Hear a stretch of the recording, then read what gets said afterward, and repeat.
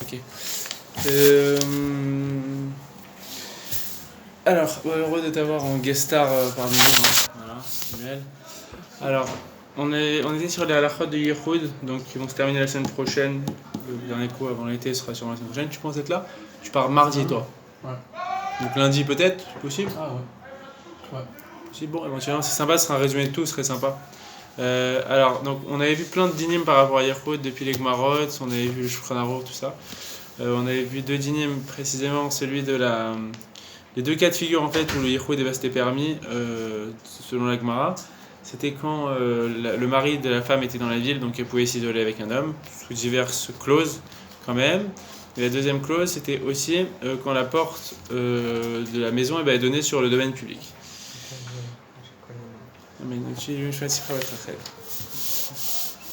Alors regardez, alors c'est intéressant maintenant, le Rav Moshe Feinstein il ramène plusieurs dynimes en fait, et des cas de figure particuliers pour justement parler de ce dîme de Yehoud. Alors le premier cas de figure qu'on va voir, regardez, c'est donc dans la page 6, la Khalef. Il parle d'un cas comme ça. Isha shesricha lalechet lebdikat etel rofe. Donc une femme qui doit aller chez le médecin. Maintenant il y a un problème de Yehoud parce qu'elle va être enfermée avec lui dans la pièce. Donc c'est ça ce qu'il dit. Bedavar isha shesricha lalechet lebeit rofe. Chez Saher Livdokak, chez Aruba. Donc une femme qui doit aller chez le médecin et même elle doit être amenée parfois même à se dénuder ou voilà il doit la toucher dans des parties ou des choses comme ça. Vegam bebet astarim sheif sharze ela imarofe levad becheder sagour. Voilà où souvent le médecin il est tout seul avec elle. Laf sheyesh eze Adam be'amisrad becheder acher a en ader leiken shamar. On a un problème dans ce cas de figure. C'est que même si on va avoir d'autres personnes qui sont présentes, la secrétaire, le truc, l'assistant, c'est pas l'habitude des gens de rentrer pendant une consultation, surtout avec le secret médical, tout ça. Donc c'est un problème. Umasim bechol yom she'af nashim shel tamidei chachamim veyirei Hashem mitchardot imarofe bemisrado vegam iatzma blobala olechet lerofe. Alors maintenant, il pose une question, il dit maintenant comment est-ce qu'on fait? Les maasés, on voit plein de cas de figure, même des femmes de grands tamidei chachamim et de grands rabbanim, ils vont chez le médecin, ils exigent pas que ce soit un médecin femme, et voilà, c'est tout. Donc comment c'est possible qu'on permette ça? Ok. Ine aeter shenit pachet ou mishum sharofe av ou nochi are ou taro de melarto. Les salek meatzmo tavato. Donc le principe et la base de ce din en fait qui fait qu'on peut aller chez le médecin quand on est une femme, c'est qu'il y a un principe de taro de melarto. C'est-à-dire que dans certains cas de figure, la Torah va considérer que le médecin, il n'est pas apte le médecin ou la personne en question, elle n'est pas apte à fauter parce qu'elle est occupée, à travers sa besogne professionnelle. Elle pense pas à autre chose que ça. C'est-à-dire, même aussi des fois on donne solitaire par rapport à un maître nageur qui serait maître nageur pour des filles, pour des jeunes filles ou des choses comme ça, c'est qu'en fait le type il est plus focalisé sur le fait qu'il y a des gens qui peuvent se noyer ou des choses comme ça, donc on va pas dire forcément qu'il y aurait de problème même si c'est que des filles. Et bien que les filles elles puissent être en maillot ou des choses comme ça. Là ça peut être le même cas de figure, c'est-à-dire que le médecin quand il va faire une consultation ou ou même un gynécologue ou des choses comme ça, a priori pour lui déjà ce serait moins problématique parce qu'on considère qu'il est occupé par son travail, donc il n'a pas des idées tordues alors qu'il est occupé par son travail, d'autant plus si on parle de problèmes de santé, de choses comme ça. On parle de goy ou de juif? Médecin. Même de juifs, même de goy, ça change rien du tout. Bien sûr on va pas conseiller à une personne d'être gynécologue ou des choses comme ça, mais maintenant il y a quand même ce principe de tarout de melarto, qu'il est occupé à son travail. Et maintenant tu dis Veaf chez Kala Malachato chez Utsra Leita Segbo. Maintenant il a terminé sa consultation. Im ubezman chez Kava chez Avuela Vacholim. Are lo yochlu leshot ima odzman mipne elu chez Mechakim Sham. Donc maintenant on a toujours un problème. On dit maintenant ok, mais alors après coup s'il a fini sa consultation, il peut toujours être en yichud avec elle et même faire des avérotes. Alors on te dira non, parce que la logique c'est quoi? C'est qu'a priori, il y a d'autres personnes qui attendent. Donc s'il y a d'autres personnes qui attendent, il va pas les faire attendre. Et donc il va pas en arriver à faire une avéra même s'il est en yichud avec elle. Même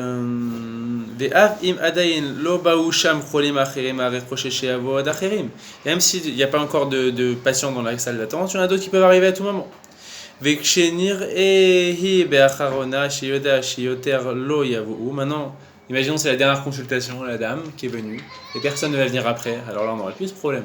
Le type, il sait que c'est la dernière consultation qu'il prend. Après, il a fermé derrière lui son cabinet. Alors là, il n'y a plus cette permission, cette logique de dire ah, mais le type, il va pas faire de Averot parce qu'à tout moment, il y a des clients, des patients qui peuvent attendre, donc il va pas vouloir s'isoler longtemps. Non, non, non. Comment on fait dans ce cas-là? Shioda Shioter lo yavu, Sheika Ta'amim Elu Somchot Alze, Sheika le Arofe Meshartet Bemarpea.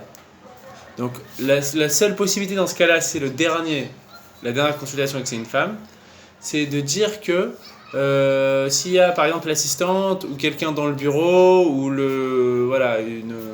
une secrétaire ou quelque chose comme ça. Parce qu'à partir de là, on considère que c'est comme un chômeur, c'est comme un gardien qui fait qu'il ne pourra pas s'isoler trop longtemps. Il va pas trop se rester dans son cabinet, dans son bureau tout seul avec la patiente, même si c'est la dernière patiente. Mais Kefir Gil, pourquoi Yirou, Shelo, Tirshod, Tarofé, parce qu'il craint, il n'a pas envie qu'on vienne à suspecter qu'il est en train de faire une avéra avec sa patiente. Donc s'il y a encore une secrétaire ou un truc, ici, elle va se poser des questions. Et alors c'est quoi le problème? Ve'arofé Afshu Nochi, et même si le médecin c'est un goy, Yimnamisé, il va s'empêcher de faire ça. Pourquoi? Kedeshelo yetse alav shemra. Pour pas qu'il ait une réputation comme ça. Veitma et tout. Acholot lavo elav mipne balen shelo yinecham leler lerofez. Et il n'a pas envie de se faire une réputation comme ça et que les maris ils disent non, tu vas pas chez tel médecin parce que on a des suspicions. Non. Donc lui, il n'a pas envie de se salir son nom.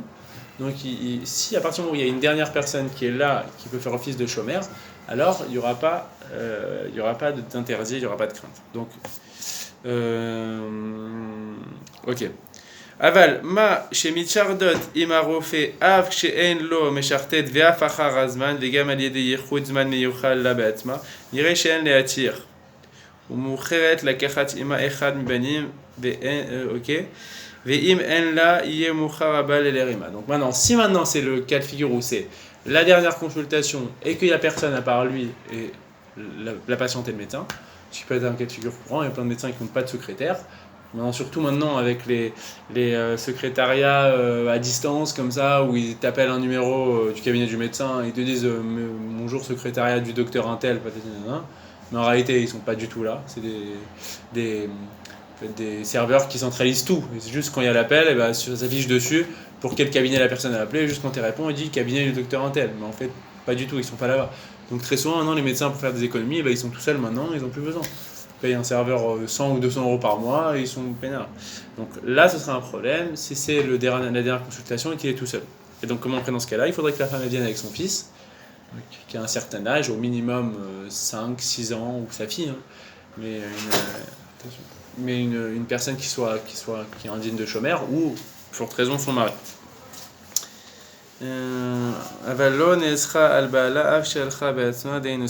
Maintenant, si elle a été là-bas et qu'elle a été donc dans une situation de jiroud, elle a été au dernier rendez-vous et il n'y avait personne, pas pour autant qu'elle sera interdite à son mari. Parce qu'on a dit toujours que le fait qu'il y ait un jiroud, ça ne vient pas interdire une femme à son mari.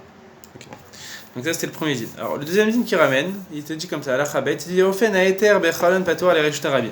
Donc on a dit qu'il y aurait un problème de yichud à partir du moment où deux personnes sont isolées.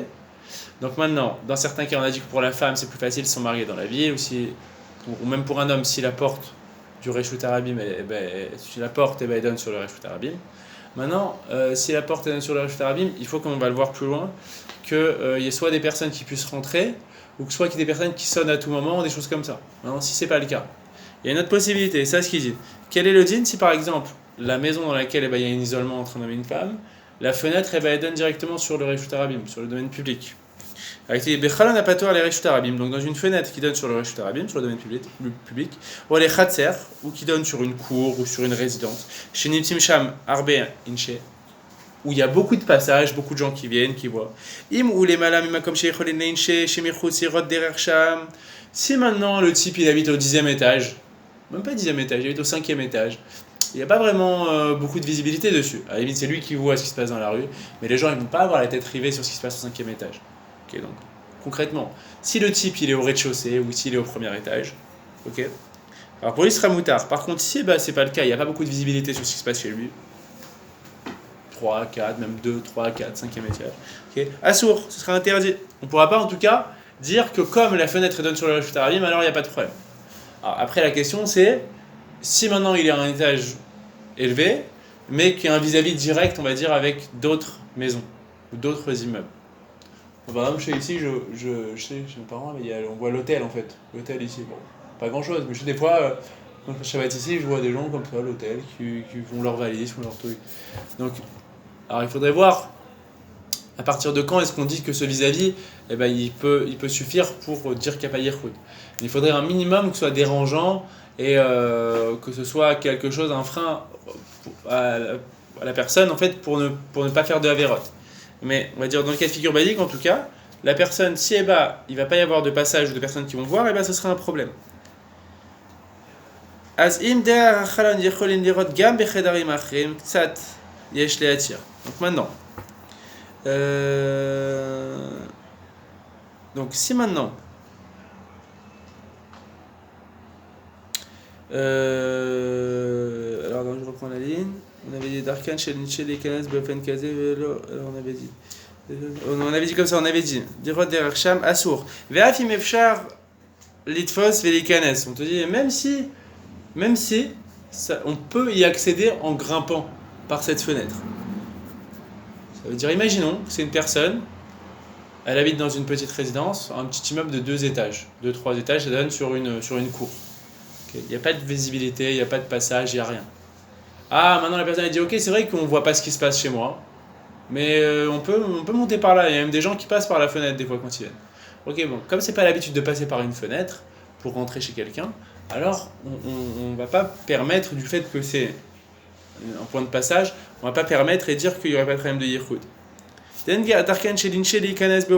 pas l'habitude des gens de passer par là. Et donc il va pas craindre et il va pas ne pas faire de Averot du fait qu'il y a des gens des fois qui passent par la fenêtre. Maintenant si c'est une fenêtre comme on a dit qui donne sur la chaussée, ou qui est basse, où les gens de l'extérieur ils peuvent voir et nous on peut voir sur ce qui se passe à l'extérieur. Alors si depuis cette fenêtre, depuis l'extérieur, on peut voir aussi ce qui se passe à l'intérieur de la maison, pas seulement sur le devant de la fenêtre, mais aussi ce qui se passe là où la personne elle est en Yichoud, okay. Alors à ce moment-là, il n'y aurait pas de problème à partir du moment où on peut voir ce qui se passe et donc c'est un frein à la personne pour faire des avérotes. Maintenant, même si on ne peut pas voir, même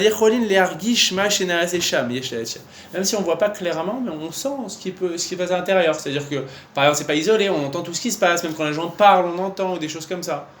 Et bien à ce moment-là, ce serait moutard, même si on ne voit pas clairement ce qui se passe à l'intérieur. Maintenant, si il y a certaines pièces qui échappent, on va dire, à cette visibilité, ou à ce qu'on entend, ou des choses comme ça, alors ce sera interdit de se mettre un Yirkoud dans cette situation. Donc, en gros, une fenêtre qui donne sur les Reshut Arabim, ça peut être une porte de sorte de secours en fait pour résoudre le problème de Yirkoud à partir du moment où c'est quelque chose où il y a une visibilité, où on peut entendre, où on peut sentir ce qui se passe. Si c'est pas le cas, ça marcherait pas. Ok ? Alors, donc le troisième cas qui ramène aussi un cas qui est intéressant, Nessia im Isha b'mechonit. Donc est-ce qu'on aurait le droit de prendre la voiture avec une femme ? Donc l'Issa yachad im Isha b'mechonit. Donc prendre la voiture avec une femme. Donc on parle d'un homme avec une femme a priori. On avait dit que au niveau de la halakha, c'était une marloquette, enfin même pas un homme avec une femme. On avait dit donc un homme avec une femme c'est le cas basique de Yichoud. 2 femmes avec un homme, tout le monde interdit aussi, il y aura un problème de Yichoud. Et 2 hommes avec une femme, le Shulchan Aruch, il est interdit. Même s'il y avait des avis qui disaient que c'était permis, même 2 hommes avec une femme, ce serait interdit. Au-dessus de ça, quand c'est plusieurs, donc 3 hommes avec une femme, ou des choses comme ça, ou plusieurs hommes avec plusieurs femmes, il n'y aurait pas de problème de Yichoud. On va partir du cas basique. Un homme avec une femme en voiture. Est-ce qu'il y aurait un problème de Yichoud ? Il dit les khatrila, elle l'attire. A priori, on ne permet pas dans un cas comme ça. Parce que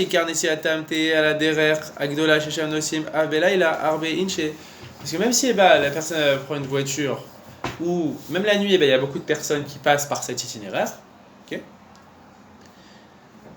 Aval, efshar, les asev, minader, regadol, les ktana. Déjà, on te dit le type, il peut à tout moment changer d'itinéraire et passer par un chemin qui est plus isolé. Ve'ab beyom, oula yesh lachosh, enochu b'mechonit ala derer, ve'itchareku minaderer, b'makom sheyesh ilanot. Sheyye makom petar leveoula. Donc on te dit, même en journée, le type il va prendre un petit itinéraire ou aller dans un endroit où il serait susceptible de fauter. Ve'kol sheken balayla, de'efshar sheyesh lachosh gam. Il te dit, mais a toujours raison, il te dit, sans parler de qui va prendre des chemins isolés, il te dit la personne peut même faire une avéra dans la voiture. Aval besha tatrak, maintenant si on n'a pas le choix. Kegon, comme par exemple. Chez Tsricha Isha Mishchonetav, Gamken Lisa Makom Shu Tsarir. Le type il prend sa voiture et sa voisine lui fait s'il vous plaît, vous pouvez me déposer, je sais pas, vous allez à Leader Cash, vous pouvez me déposer à Leader Cash. Voilà. Donc un truc comme ça. C'est une petite vieille. Même pas une vieille, une personne qui a pas de voiture comme ça. Un cas comme ça vraiment, un cas de force majeure. C'est pas un cas de force majeure, en tout cas un cas qui est un peu plus compliqué. Oh, chez Isha Achat, chez Olechat Baderer, Navakshto Leikenes, Bemechonit, Kemo Sheira Kazer Bepamim, Bemonotaka et tout, un jour il fait très chaud, la personne elle marche sous le soleil, elle voit que tu vas là-bas, elle te dit est-ce que vous pouvez me déposer, voilà.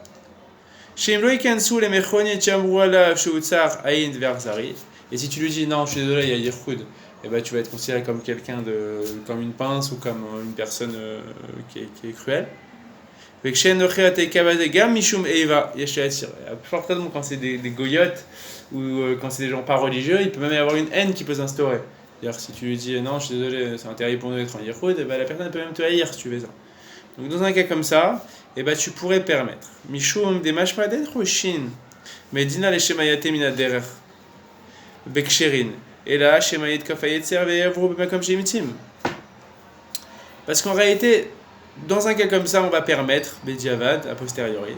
Parce que ce qu'on craint en réalité, c'est pas vraiment que la personne elle change son itinéraire. C'est quelque chose de lointain en fait qu'on craint. Parce que la vraie crainte, en fait, au niveau de la halakha, c'est-à-dire la vraie crainte, ce qui ressort de la halakha, c'est pas que tu changes d'itinéraire et que tu ailles dans un endroit isolé pour fauter. C'est que la personne elle faute dans l'endroit où elle est. Donc quand c'est des gens kshérim, qui sont pas spécialement tordus, et on a dit c'est un cas qui était imprévisible, a posteriori comme ça, où la personne te dit s'il vous plaît, vous pouvez me déposer, tout ça. C'est pas un cas qui est prémédité, alors là ça pourrait être mouta. Et il ramène aussi à la fin un Bet Shmuel, un autre posek qui voudrait aller dans ce sens-là. Donc en résumé, juste pour vous dire que c'est pas simple le yirkoud dans une voiture, quoi. C'est-à-dire même pour y penser pour les gens qui vont à l'aéroport, tout ça, les trucs comme ça, c'est pas évident. C'est pas évident que. C'est des filles qui passent leur permis. Oui, une petite qui passe le permis. Alors, c'est peut-être un cas de Bediavad, tu vois. Là, je pense que c'est Bisou, c'est un très bon exemple que tu donnes. Je pense que c'est le cas par excellence où on peut s'appuyer là-dessus, tu vois. Bediavad, comme il dit, tu vois. Sur quoi en fait on peut s'appuyer? Chatatrak c'est Mélarto. Non, c'est pas Oseg Melarto, non. Non, le mec il est pas Oseg Melarto là. C'est son travail de faire passer le permis. Non, il parle peut-être des leçons de conduite, des choses comme ça, tu vois. Ouais, je sais pas, Oseg Melarto, le type, moi je me rappelle, vous avez le permis, le type me dit arrête-moi là, on va acheter une baguette, on parlait de tout et de rien. C'est pas vraiment Oseg Melarto. Oseg Melarto, tu vois, c'est quand un type, il prend ton pouls. T'as raison, c'est son travail, t'as raison, mais quand on dit Oseg Melarto, je pense qu'on parle de situations dans lesquelles l'écart de conduite ou de concentration, il peut avoir un enjeu vital, tu vois. Alors, tu me diras, oui, si il est pas hyper concentré, son truc, il peut... Non, mais ça revient au même truc. Je vois la batterie qu'il y a dessus. Il a pas envie de perdre sa réputation, le gars, je veux dire, c'est normal. Tu as raison, à la différence que quand on disait qu'il avait envie de perdre son travail, sa réputation, tout ça, c'est qu'on parlait d'un cas de figure où il y avait une tierce personne, il y avait une secrétaire, quelque chose, une tierce personne qui allait, on va dire, par jalousie ou par truc, dire ah, vous savez, tu sais, le médecin, ouais, c'est un porc, non, je sais pas quoi. Mais si en gros. T'as vu ça? Si on a dit ça, on avait dit que, dans le cas d'avant du médecin, c'était le cas de figure, qu'est-ce qui allait être un frein pour lui et qui allait l'empêcher de rester trop longtemps, c'est parce qu'il y avait justement une troisième personne qui était dans le bureau ou un truc comme ça, ou dans le secrétariat, qui allait justement le suspecter de faire une avéra du fait qu'il traîne trop longtemps. Okay. Alors là, c'est pas le cas. Si tu as deux personnes, je parle pas d'un cas où c'est un viol, hein, C'est un cas où les deux c'est un commun accord, tu vois. Bah là, il va pas avoir peur de tuer sa réputation. Il y a rien qui va freiner, on va dire. Mais je n'avais pas pensé à cet exemple. L'exemple d'une personne qui passe son permis, qui fait des leçons, elle est obligée. Après, si elle peut éventuellement demander à soit une fille, il faudra, tu vois. C'est évident qu'il faudra. Après, c'est moins courant, je pense, c'est moins facile, donc voilà. Et moi, je pense aussi au cas d'une personne qui va aller à l'aéroport. Il faut éviter dans la mesure du possible, surtout la nuit, parce que généralement c'est la nuit le problème. Tu veux dire, même le jour, les gens ils prennent le Uber pour aller à l'aéroport, ils prennent pas le métro. Mais c'est sûr et certain qu'une personne, elle prendra pas le métro la nuit pour aller à l'aéroport. Ok. Dans ce cas-là, je te dis un truc, dans ce cas-là, je pense qu'il faudrait peut-être essayer, c'est un cas a posteriori, il faudrait essayer de s'arranger pour pas essayer de chercher la personne ou quelqu'un l'amène, parce que c'est un safek minatora, c'est un safek issour de Braïta. Surtout la nuit, surtout ce qu'on entend avec les chauffeurs Uber, les trucs, les attouchements, patati patata. Qu'est-ce que t'allais dire? Plus de batterie là. 14%. Justement, pour le cas du permis, on ne prend pas en compte le fait qu'on passe dans des endroits où il y a plein de gens, tout ça. Ça, si, même si c'est vrai. Pourquoi? Je sais plus où j'avais lu ça, je sais plus, il faudra que je le retrouve la semaine prochaine, je le retrouverai, j'ai pas eu le temps de le retrouver tout à l'heure quand j'ai regardé avant le cours, mais il y avait un avis qui était plus permissif sur la voiture. Il y avait un avis qui était plus permissif, justement, qui disait que était plus permissif, je le retrouverai.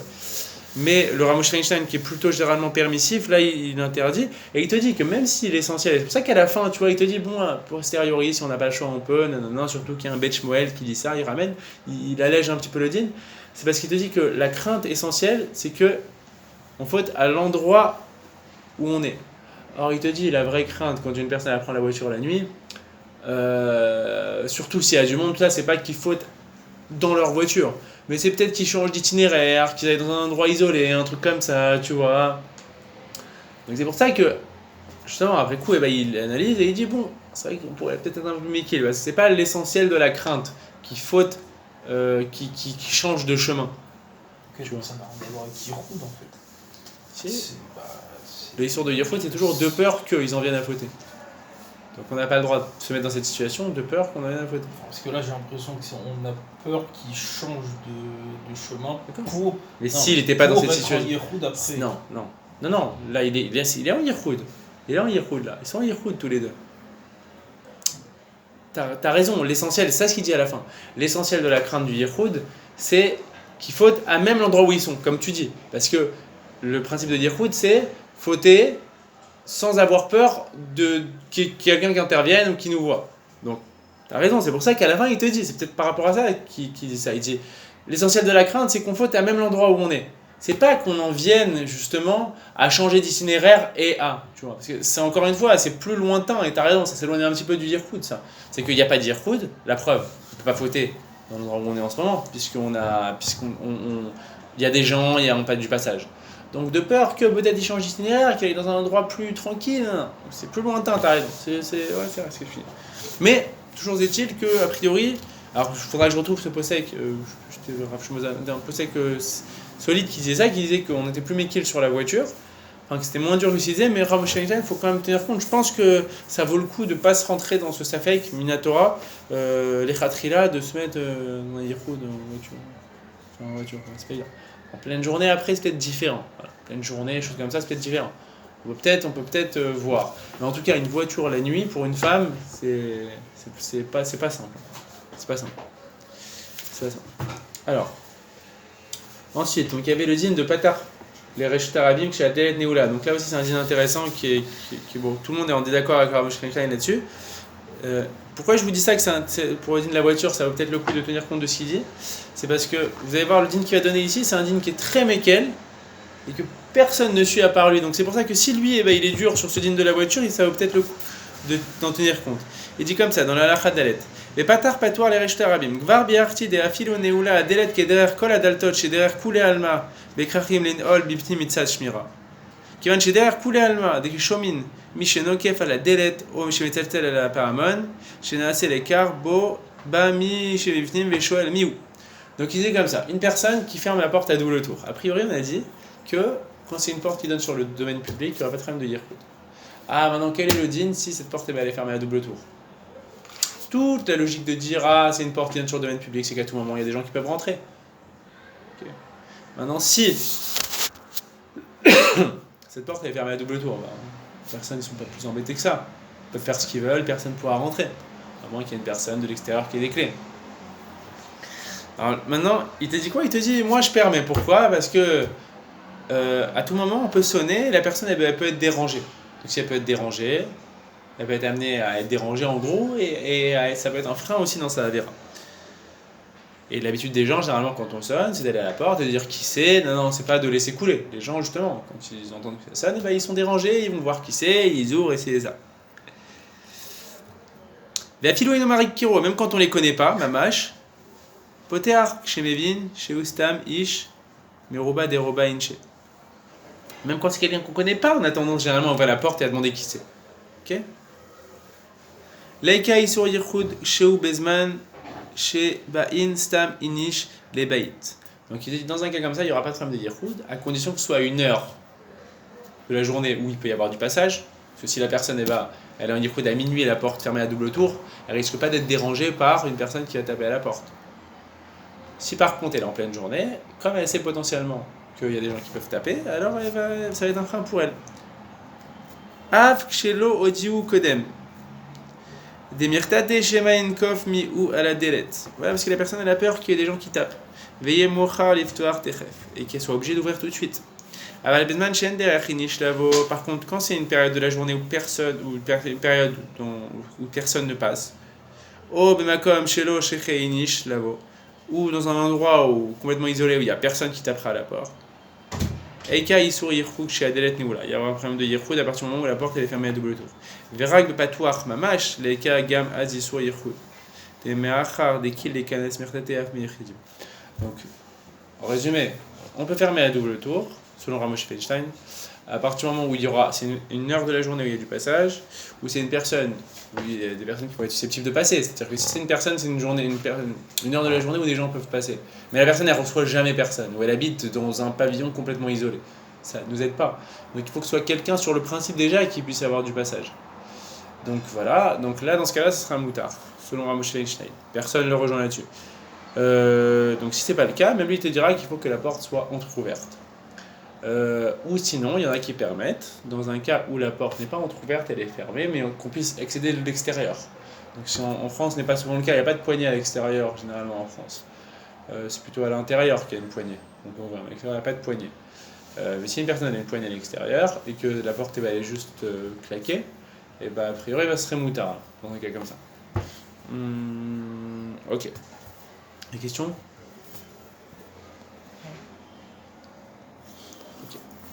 Ok, alors, continuons. Alors,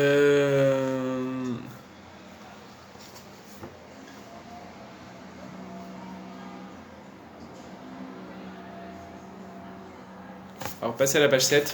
Il y a des trucs là ici, mais on ne va pas les faire. Alors, dans la page 7, sur la Lachatet Vav, il y a un truc qui est intéressant, il ramène comme ça. Yirchud vepachot meshur tuma. Alors déjà, on va faire plutôt la cave bête. Ouais, on va faire cave bête et Tetzaïn pour aujourd'hui. Voilà, je pense qu'on aura pour 10 minutes, 10 bonnes minutes. Voilà. Reprenez les caves bêtes. Alors, il y a un truc qui est intéressant. C'est qu'il y a un shiur de Yirchud. C'est-à-dire, c'est quoi, il y a un shiur de Yirchud? C'est qu'il y a c'est la cave bête, ici. C'est sûr. Voilà. Il y a un shiur de Yirchud. C'est-à-dire que c'est une. Faut un shiur minimum pour que ce soit Yirchud. C'est-à-dire que si la personne maintenant, elle va être un Yirchud pendant 30 secondes avec une femme, a priori, il n'y aurait pas de problème de Yirchud. Et comme on le verra, on essaiera de voir ça la semaine prochaine par rapport à l'ascenseur. Un ascenseur dans un building, où on voit rien de ce qui se passe à l'intérieur, on ne peut pas arrêter les étages. Parce qu'il y aura un problème de Yirchud, c'est une question. Mais les Chachamim, ils ont. Quoi? Il y a peur qu'il s'arrête en randonnée. Non, mais des fois quand ça descend, tu peux l'arrêter quand une personne est appuyée. Mais des fois, il y a certains moments où dans l'ascenseur, à partir du moment. Quand ça monte. Quand ça monte, mais quand ça descend, tu peux pas l'arrêter des fois.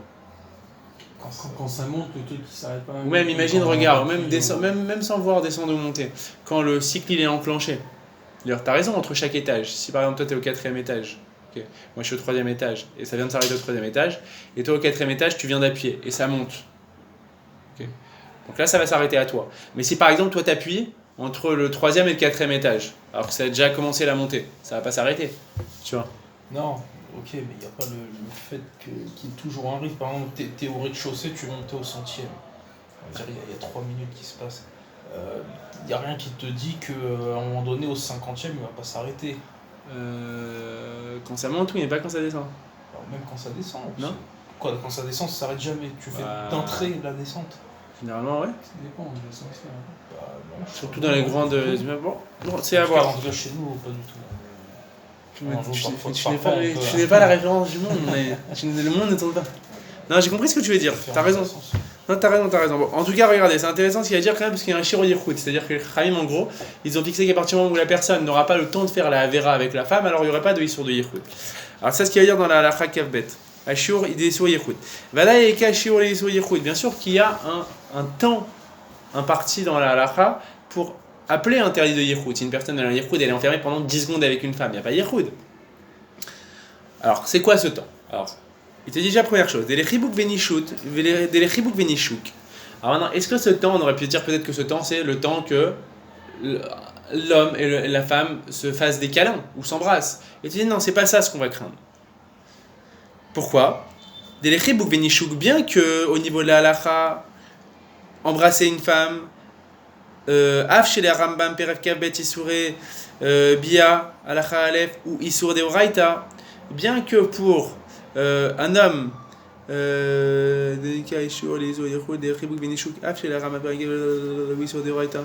que ce soit un interdit selon Rambam, un interdit d'Eoraita pour un homme d'embrasser une femme et vice versa, les Chachamim n'ont pas interdit le yichud de peur qu'on en vienne à embrasser une femme, bien que ce soit interdit de la Torah quand même d'embrasser une femme.